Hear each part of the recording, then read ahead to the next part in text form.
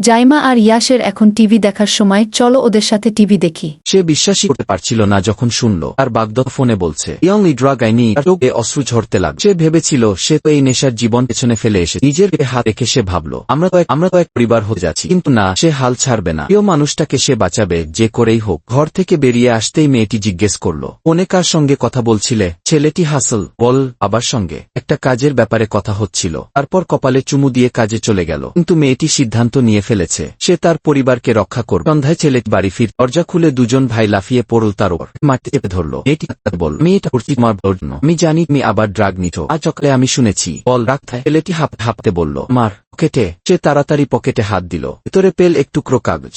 তো এখানেই হয়তো লুকিয়ে রেখেছে, মনে মনে বলল মেয়েটি। কাগজটা খুলে পড়ল, I love you my life. I realize that you are the only drug I need, and that I want to be a better man just for you. Pray to God for help, and he sent me you, my antidote. I promise to love you forever.